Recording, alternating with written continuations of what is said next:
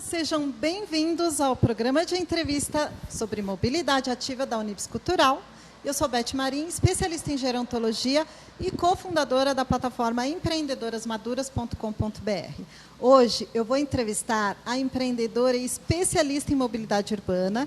Nós vamos conhecer a luta e o legado da nossa convidada mega especial. Ela é arquiteta, jornalista, videorepórter e criadora do portal sobre ciclismo, mobilidade urbana e sustentabilidade. O Bike é Legal. Ela trabalhou nos principais veículos de comunicação do Brasil e tem 44 anos dedicados à mobilidade urbana.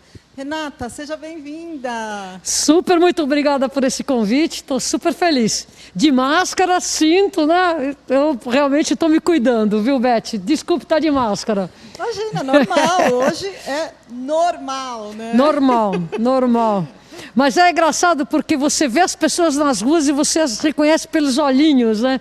Isso é interessante, aquele olhinho rindo assim quando te reconhece na rua, todo mundo de máscara e se reconhecendo pelos olhos. Exato, é lindo isso, né? Muito lindo. Ô, Renata, para começar, você fala muito de mobilidade ativa e também mobilidade sustentável. Você pode explicar para a gente um pouco o conceito desses dois termos? É incrível, né? Mobilidade sustentável, as pessoas imaginam que é sair do ponto A ao ponto B com energia renovável, sem gastar para o meio ambiente. É tudo isso e muito mais.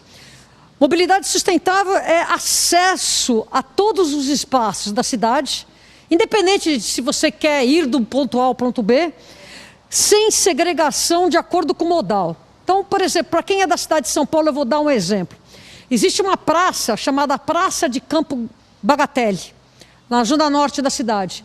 É uma rotatória enorme. E dentro dela, no centro dela, tem uma réplica do avião 14 bis do Santos Dumont. Sabe aquele que andava de costas, né? Pois bem, um pedestre que quer conhecer essa obra, essa réplica de um brasileiro, não consegue, porque não tem uma única faixa de pedestres para você entrar numa praça chamada Praça Campo de Bagatelle. Então, isso é um exemplo de mobilidade insustentável, porque por causa de um determinado modal, que é só carro numa rotatória, você não tem acesso ao espaço da cidade. Isso é uma mobilidade insustentável. Isso é uma expressão de que a gente pode dizer que é espaços na cidade segregados por causa de um modal. Então, assim, o que é mobilidade sustentável? É você criar um sistema de pessoas se movimentando num determinado centro urbano, de tal maneira que ela consiga acessar todos os espaços da cidade, a pé, de bicicleta, de metrô, de ônibus, como ela quiser. No caso, por exemplo, um cidadão paulistano, se quiser ir a pé ou de bicicleta para Santos, não pode. Nenhuma estrada permite uma pessoa ir de forma ativa para o litoral saindo de São Paulo. Então isso é insustentável, isso é o quê? Um fruto de uma política pública que torna a nossa mobilidade insustentável. E o que é mobilidade ativa? Né? Ela é definida no Código de Trânsito e no Plano Nacional de Mobilidade Urbana da maneira mais ofensiva, que é o modo não motorizado. Então, assim, mobilidade ativa é você usar a sua energia para se locomover. E ninguém inventou isso, nós nascemos com esse dom. Ao completar 1 ano de idade, toda criança experimenta o ato de caminhar, não é? E é uma felicidade muito grande. Assim, eu me lembro a minha filhinha andando, dando os primeiros passos, os meus 2 netos andando, dando os primeiros passos, aquela felicidade de conquista, né? Isso é modo ativo de se locomover. E por causa de todo esse século de foco em cima do automóvel, a gente passou a chamar a mobilidade ativa, que é a coisa mais nata, de não motorizada. Olha só, como se o normal fosse o motor, né? O normal é você ir de carro visitar a réplica de 14 bis. Né? E mesma coisa com, por exemplo, o obelisco do Parque do Ibirapuera. É impossível você chegar lá a pé. Agora tem uma faixa de pedestre, mas é uma única num dos lados. Quer dizer, um pedestre que quer conhecer o obelisco do Parque de Ibirapuera, ele não consegue fazê-lo. Ele tem que ir de carro. Ou seja, para você ser ativo, você precisa estar motorizado. E não é ativo, né? Porque o motorizado acelera, é passivo, né? Ou seja, para você conseguir se locomover e ter acesso a todos os pontos, a todos os lugares, né, ter acessibilidade, foi feito mais para carros do que para pessoas a pé ou outro modal. Isso é uma segregação, uma separação. Só tem direito à cidade quem está num veículo. E mesmo assim, quem está no veículo, a gente sabe muito bem que fica estacionado. Quer dizer, é também insustentável pela incapacidade de prover mobilidade, né? Por causa das externalidades negativas de você só priorizar o automóvel. Não tem espaço e você, então, acaba prejudicando a qualidade de vida da esmagadora maioria da população, inclusive daquela que está estacionada dentro de um veículo num congestionamento. Então, assim, para você ter mobilidade sustentável na cidade, você tem que ter para todos, com equidade e soluções no plano real para todos. Para uma criança, para um adulto, para uma pessoa que tem dificuldade motora, para um cego, para uma pessoa que está presa dentro de uma cadeira de rodas, para aquele que quer ir a pé, para aquele que quer ir de bicicleta, para aquele que quer ir de automóvel.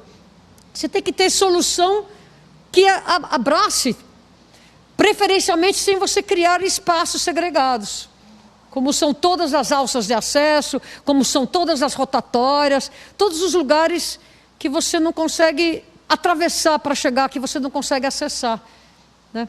E quem é mais prejudicado? São mulheres, idosos, crianças, que acabam... As pessoas com dificuldades motoras, se você vai numa cidade que tem muita acessibilidade, Beth, parece que todos os cadeirantes se mudaram para esse lugar, e não é verdade. É que esses cadeirantes, essas pessoas com dificuldade motora, elas têm acesso à cidade, elas saem para a rua. Aqui em São Paulo parece que não tem cadeirante, não é isso, eles não conseguem ir à rua, eles estão presos, eles estão confinados, porque a cidade não lhes oferece acesso. Então, as pessoas ficam confinadas por falta de solução para a mobilidade ativa, para acesso à cidade. Isso que você está falando tem tudo a ver com a questão da longevidade com qualidade, né? A gente discute muito essa questão da mobilidade, porque a gente sabe que hoje os novos maduros, não só os novos, mas principalmente essa nova geração que está chegando, quer ter uma vida ativa, participar ativamente, sair e ter o direito de ir e vir, independente se tem carro ou não. E à medida que você envelhece, vai dificultando ainda a questão de você dirigir, né? Nós temos leis aí que impedem as pessoas de dirigirem com alta idade. E aí, o que acontece? As pessoas que mais reclamam hoje, a população de mais idade, é a invisibilidade, o fato de estar confinado, que é exatamente o oposto do que a gente quer. A gente quer viver em centros urbanos, quer ter acesso a tudo, quer caminhar, ter liberdade de ir e vir, poder até permanecer nos seus próprios bairros, que os bairros sejam locais onde vão se adaptando com a realidade da população, e principalmente no Brasil, que a população envelhece tão rapidamente. Tem muita gente que quer ficar no seu próprio bairro, né? Porque se sente confortável, porque está acostumado, faz tudo no bairro. Isso é uma característica também que a gente tem aqui da população em São Paulo e Rio de Janeiro, que a gente já pesquisou e a gente sabe da vontade que a pessoa tem de ficar no seu próprio bairro ou de ficar em centros urbanos, mas não de ficar isolado, segregado em lugares afastados onde ela não pode circular, interagir, participar, né? Isso que você falou é exatamente a definição primeiro das ODS, da ONU, e principalmente a orientação para uma mobilidade sustentável, para um desenvolvimento sustentável. Você tem que fazer bairros vivos, bairros onde a mobilidade ativa ela é conectada. Então, não adianta eu ter uma calçada linda, maravilhosa, aí eu chego na avenida e eu não consigo atravessar para o outro lado. Então, você tem que ter as rotas dos pedestres, dos ciclistas, linda, limpa, conectada, sombreada, com bancos, com necessidades, coisas das necessidades da pessoa. Porque as cidades elas vêm sendo projetadas gradativamente, cada vez mais, para máquinas. que não precisa de sombra, que não precisa de banco, que não precisa de uma árvore, que não precisa de uma vista, que não precisa de um lugar para beber uma água.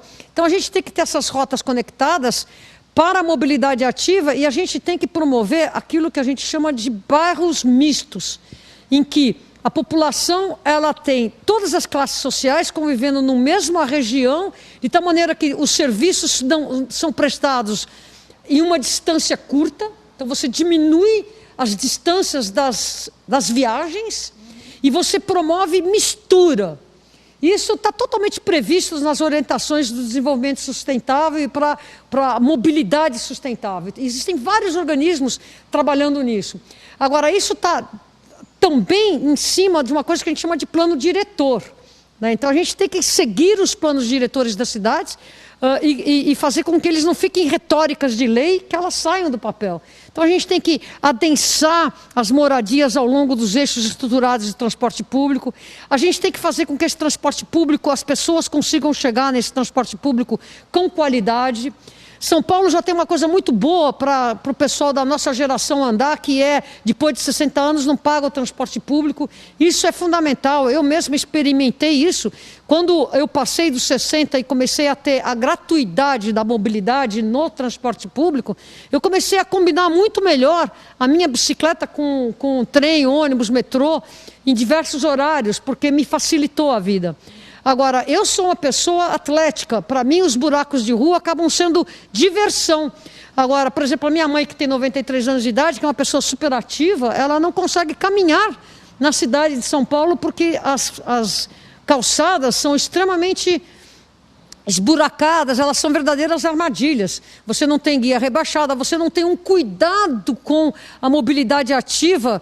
E isso o que acontece? Faz com que a pessoa que tenha algum tipo de dificuldade motora e que não pode cair, não pode se acidentar, fique em casa. Então a gente tem que ter políticas públicas voltadas para a priorização total da mobilidade ativa combinada com o transporte público. Totalmente voltada para o ser humano, né? É o resgate da escala humana, como eu sempre falo, né? Um dos grandes efeitos colaterais que aconteceu comigo quando eu comecei a pedalar como meio de transporte, isso foi quando eu estava estudando arquitetura, nos anos 76, eu estava no 4º ano de arquitetura, e eu mudei, vim morar aqui na Vila Madalena e eu comecei só a andar de bicicleta. E a partir daquele dia eu tive assim um boom muito grande na minha vida, porque foi o que eu percebi, tudo isso que eu já falei, né?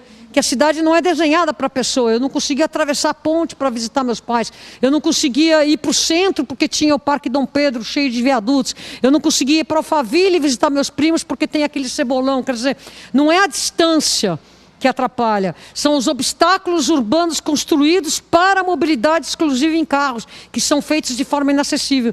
E outro boom que eu tive muito grande na minha vida foi em 2002, quando eu fui cobrir a Copa da Coreia e do Japão, e pedalando no Japão, eu percebia que por mais que tivesse viadutos, pontes e coisas mirabolantes para os carros, sempre tinha uma solução para o pedestre e para o ciclista.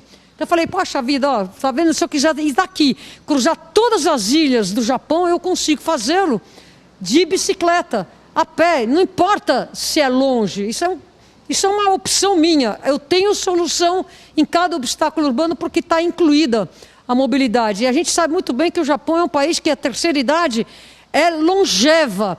E eu tenho uma cena, que era um senhor, assim, isso daí é uma coisa curiosa. Até assim, passa por mim um senhor empurrando uma bicicleta cheia de compras. Né? Você vê como é que você tem que ter viva essa questão do bairro, né? Um senhor que devia ter mais de 90 anos, tranquilamente, levando uma bicicleta cheia de compras, subindo uma ladeira íngreme, que eu também estava pedalando, que estava difícil de pedalar. E a gente percebe que ele tinha tranquilamente mais de 90 anos. E eu olhei aquilo e falei, puxa vida, olha só o que a mobilidade ativa faz com uma pessoa idosa num país tranquilo, em que o acesso ao espaço público está garantido. E tem mais, se ele deixasse cair uma carteira no chão, que a gente não falou na questão da segurança, né? Com certeza no dia seguinte ele ia encontrar a carteira no chão penduradinha aqui em cima, porque ninguém iria roubar, ninguém ia levar para casa, ia colocar a carteira num lugar fácil de ser vista, né? Então é um país que tem muita cidadania, foi um país que me ensinou muito, foi pedalar no Japão. Eu também posso falar de vários problemas no Japão, mas essas foram coisas bem interessantes, que é ver que a cidade pode ser acessível para todos, em especial para a terceira idade. Eu não sei como chamar a terceira idade, para a minha idade, né? Porque enquanto eu estou na minha, a terceira é lá na frente, né? Você sabe a definição de velho? Qual é, Beth? Depende. Velho é aquele que tem 20 anos mais que você. Você tem 10 velho anos, é o velho outro. tem 30. Sim. Você tem 30, o velho é com 50. Você tem 50 com 70. Você chega no 70, está com 90. Aí você chega no 90, você vai falar, acabou velho, não tem velho, né? Nunca velho é a gente, né? Exatamente. Velho é sempre o outro. Lá na frente, É lá minha na frente, tia, que tem minha 20 avó. anos a mais.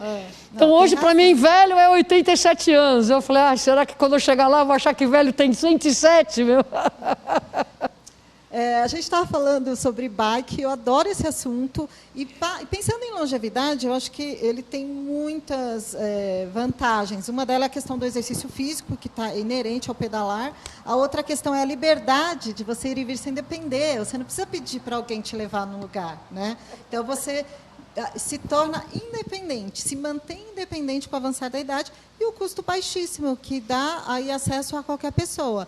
Então, eu vejo que na sua fala, né, parece que realmente a bike é uma boa solução para essa questão também da longevidade. E aí eu queria te perguntar, você já falou do Japão, mas eu queria te perguntar outros exemplos, outros lugares, cidades que você já viajou o mundo inteiro, você viajou muito pelo Brasil também. Se você acha que, do ponto de vista da questão da longevidade, se você já viu cidades que apresentam essa democracia, essa inclusão do público maduro no meio, por conta da bike, e se você pode contar alguns exemplos inspiradores para a gente. Beth, eu vou pirar a cabeça de vocês agora. Você sabe qual é o maior, mais bonito, mais belo e mais único exemplo que eu conheço?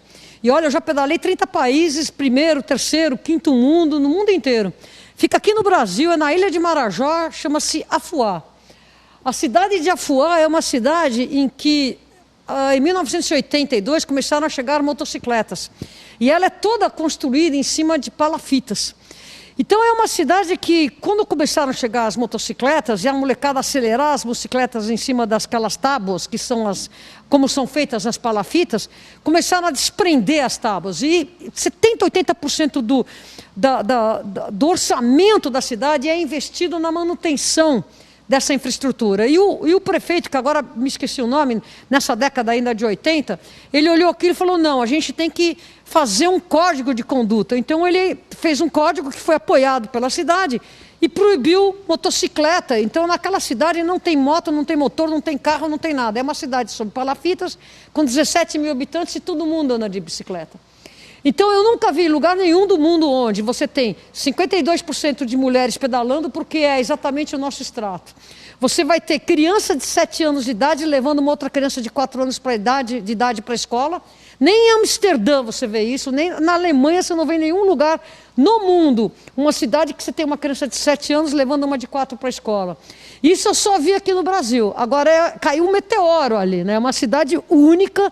Por quê? Porque ela é feita numa infraestrutura de parafitas, ela não tem um único sinal de trânsito.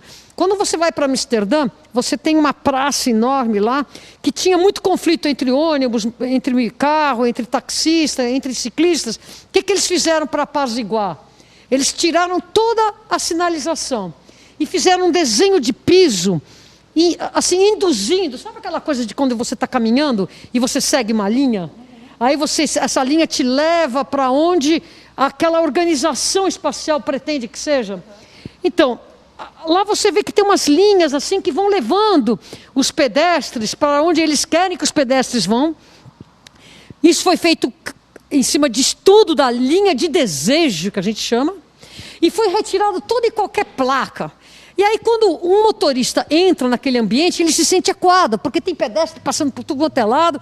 E como é um país que tem uma cidadania construída, as pessoas respeitam. Esse exemplo é um exemplo que Amsterdã vende.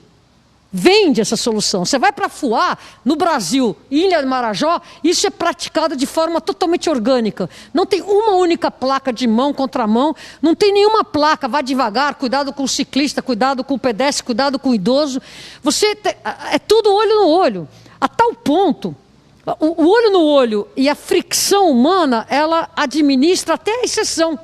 Então, por exemplo, eu estava pedalando em Afuá com uma bicicleta pesada, porque o Murilo, que trabalha comigo, tinha machucado o pé. Então eu estava levando todos os equipamentos de filmagem, eu estava produzindo um filme, e na frente estava o Murilo, que tem 70 quilos, sentado na frente. Então eu estava com uma bicicleta com uns 90 quilos de bagagem, fora eu. E quando eu brecava, a bicicleta fazia assim, porque o peso maior estava na frente. Aí, numa cidade onde todo mundo pedala, quem olha aquilo percebe, essa mulher está pedalando, está pesada, não tem uma bicicleta aqui nessa cidade que tem freio, né? Então é tudo na base do diminuir a velocidade.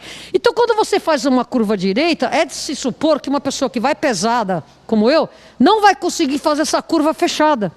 Então na hora que eu estava virando à direita, automaticamente olho no olho, a mão virava inglesa. O cara que vinha na sua direita, ele ia para a esquerda, para que eu automaticamente fizesse uma contravenção, que seria ir para a mão inglesa. Agora, isso não tem regra nenhuma, não tem nenhuma placa proibida de fazer isso. Isso é o bom senso. Isso é a mobilidade orgânica baseada nas necessidades das pessoas, que não tem nada a ver com essa coisa de ir para a direita, bonitinho, semáforo de carro, tudo assim.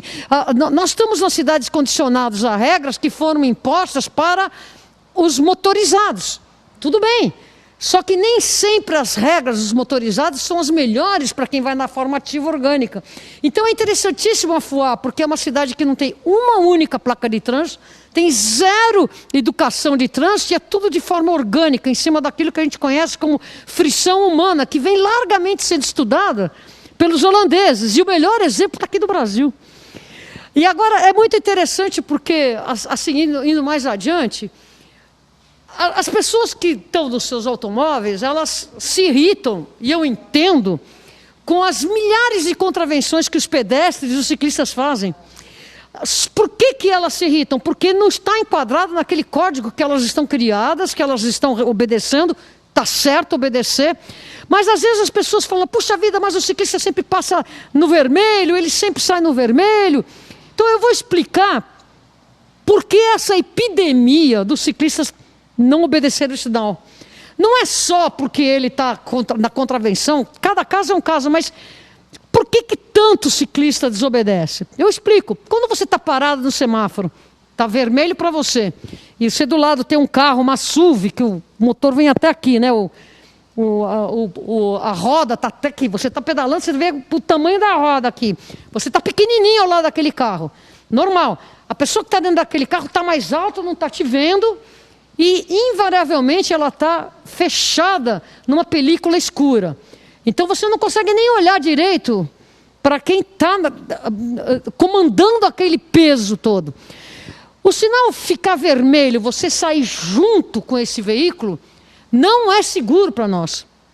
Não é seguro, porque você, primeiro, não sabe se ele te viu, segundo, você não sabe qual é o ânimo que esse motorista tem de te deixar ir para frente, como diz a lei. De um modo geral, ele sai acelerando e te fecha na guia. E isso é perigosíssimo. Por isso que o ciclista, na hora que está ficando vermelho ou amarelo para quem vai ter que parar no trânsito, ele já quer sair na frente, que é para não ter esse conflito com esse carro parado. E às vezes até uma sensação, não é nem uma coisa racional, né? Agora, como seria a sinalização correta nesse momento? Boa pergunta. É um semáforo específico para o ciclista, liberando ele 5 segundos antes, que é como acontece. Então, ao não ter, o ciclista se salva nessa contravenção. Por que eu estou dando esse exemplo? Porque, assim, antes de criminalizar a mobilidade ativa do porquê faz tanta contravenção, se coloca nas leis orgânicas, que é a lei de menor esforço, a linha direta, a linha de desejo. Quando um pedestre está fora da faixa de pedestre, primeira pergunta que tem que ser feita, onde está a faixa de pedestre dele? Está a mais de 50 metros? Esquece, ele tem direito de estar lá, pela lei. Pela lei. Se a faixa de pedestre está a mais de 50 metros, ele tem. Só que toda condição, o condicionamento é, pedestre atravessa na sua faixa. Então ele entende que quando o pedestre está fora da faixa, ele está sempre errado, não é verdade. Pela própria lei, se a faixa de pedestre estiver a mais de 50 metros, ele pode atravessar onde ele desejar. Agora, invariavelmente, a faixa de pedestre não está na linha de desejo dele. Ele está indo para lá, a faixa de pedestre assim, e para lá. Por que ele, que está gastando a energia dele, vai ter que fazer o caminho mais difícil selar o desejo dele, né? Então, assim, o desenho da cidade tem que contemplar as necessidades orgânicas. Essa que é o resgate da escala humana, né? E ela é totalmente contrariada pelas regras dos automóveis.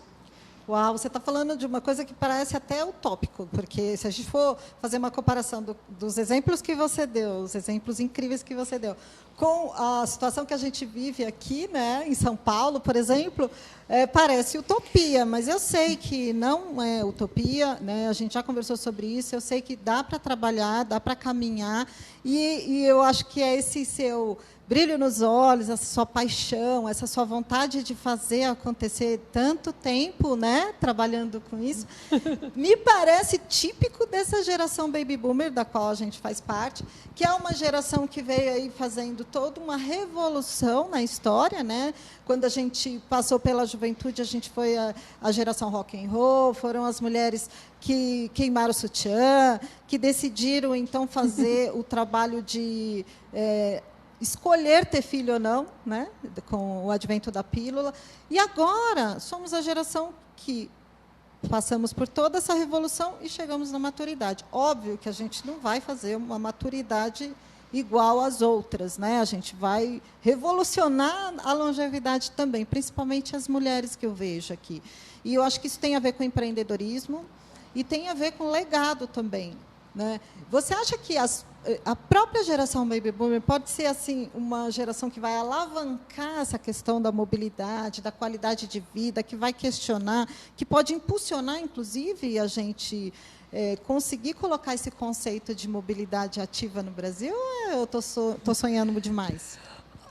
Beth, eu confio mais nas mulheres baby boomers, porque as mulheres recai, né? O cuidar, o perceber a dificuldade da mobilidade de uma pessoa idosa, a mobilidade de uma pessoa que ela está cuidando. Então, assim, a geração baby boomer, eu confio mais nessa questão mesmo nas mulheres. Claro que não são só elas, muitos homens estão aí entendendo, batalhando.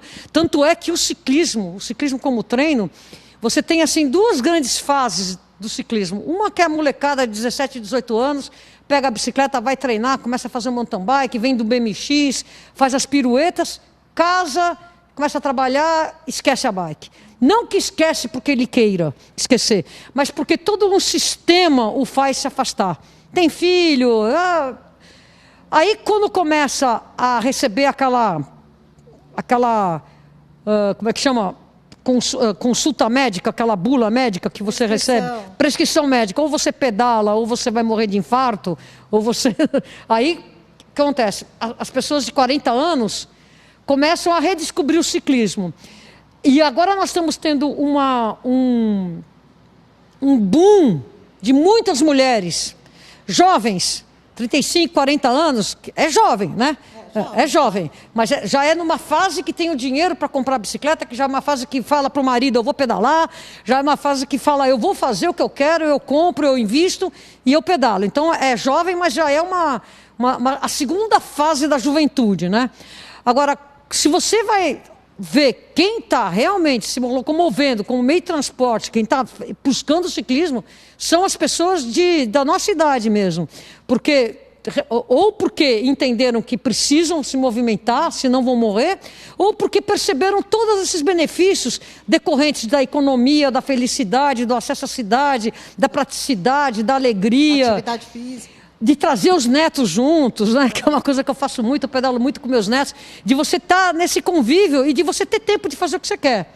Agora, muito mais mulheres se preocupam com isso, indiscutivelmente, e entendem, e quando elas começam a se sentir no direito de fazer o que querem, porque a nossa geração baby boomer, Beth, convenhamos, né? A primeira coisa que aconteceu quando eu, nos anos 80, fui trabalhar na Folha de São Paulo, foi o meu chefe vir mostrar a CLT dizendo que mulher não podia trabalhar depois de 19 horas. Quer dizer, as mulheres baby boomers, elas tiveram, entre outras coisas, que dizer não a uma dominação de a mulher ser propriedade do pai, propriedade do irmão, propriedade do marido, né? Então a gente também teve todo esse... Quem chegou lá e se liberou dessa catarse que a gente teve que se liberar, ela consegue. Agora, para ser bem sincera, Beth, eu confio na mudança na cidade, nessa geração que está vindo agora, que está fazendo 20 anos agora, que não está tirando carta, que não quer saber de ficar em congestionamento, que entende o que é acesso à cidade, que valoriza o idoso que está pedalando e caminhando, que respeita o idoso. Quer dizer, a gente teve que pular várias gerações para sermos reconhecidos, viu, Beth? Então, assim, a nossa geração, mulherada. A nova geração, tudo bem. O resto tem que mudar, acreditar e mudar. É verdade. Mas você sabe que tem tudo a ver a geração que a gente chama Z, né? Que é essa geração que está jovem hoje, com a Baby Boomer. Tem muita coisa em comum. Muita coisa em comum. Estamos se afinando mesmo. Estão se afinando. E aí eu acho que tem aí uma oportunidade de juntos se mobilizar para implementar melhorias na cidade, né? Porque tem essa coisa em comum também de estilo de vida, de questionar as coisas, de pensar na sustentabilidade. Eu vejo muito isso também. De acreditar nisso também, né? Agora, não são todos assim. Eu vejo, assim, por exemplo, a minha neta, que tem 17 anos, essas coisas, eu não quero falar, sabe, esses conceitos ultrapassadérrimos, machistas, para elas são coisas assim que é outra visão dessa realidade, assim, nem passa pela cabeça isso ter sido algum dogma em alguma época na vida. Assim, eu fico olhando aqui e falei, puxa, da onde veio essa geração maravilhosa, tão consciente das coisas, né? Estão lá no TikTok, estão dançando, estão vendo, eu aprendo todos os dias com esses jovens. E eu quero continuar aprendendo, porque, o dia que eu... Não dá. Se você não estiver aprendendo todos os dias, você para no tempo. E olha, como a mobilidade, ela favorece, inclusive, essa intergeracionalidade, né? Mas você sabe o que é legal, Beth? Quando esse pessoal pega um violão para tocar nas rodas, sabe o que eles tocam? Led Zeppelin. Então é interessante, a gente está aprendendo direto com eles, mas eles estão nos devendo uma bela de uma música. Isso estão mesmo. Muito obrigada, Eu que agradeço. Adorei esse papo muito rico, empolgante. Agora, para o finalzinho, nossa, eu quero mandar uma mensagem aí, tanto para a geração, né, Baby Boomer, e até pessoas mais velhas que isso, quanto para essa nova geração que está chegando, mas que está envelhecendo a cada dia, e logo vai chegar na maturidade também, porque é assim, né? Você sabe que eu falo para essa molecada que às vezes me zoa, essa véia, né? No bike é legal, essa véia, eu pego e falo assim, olha... Com sorte você chega lá. 2, a juventude é o mal que o tempo cura, querido. Então vamos lá, meu. Isso é muito louco mesmo, porque a falta de respeito com quem tem mais tempo de vida e que tem mais conhecimento, ela vai e volta, né? Então, se você não respeita hoje as pessoas, podendo ser mais velha ou não, você nunca vai ser respeitado, né? Então, independente de você respeitar uma pessoa mais velha, se você não respeita o cidadão que é diferente de você, você nunca vai ser respeitado, porque você nunca vai ser igual a todo mundo, né? É a mensagem que você está passando. É a mensagem que você está passando para a geração atual e para as próximas gerações. Esse é o legado. Esse é o lema do Night Bikers, né? Respeite para ser respeitado. Não tem como. Se você vai se achar melhor que o outro, vai quebrar a cara. Vai quebrar a cara e vai doer, entendeu? Sabe? Não pode. Obrigada. Não é por aí. Eu que agradeço muito, Beth.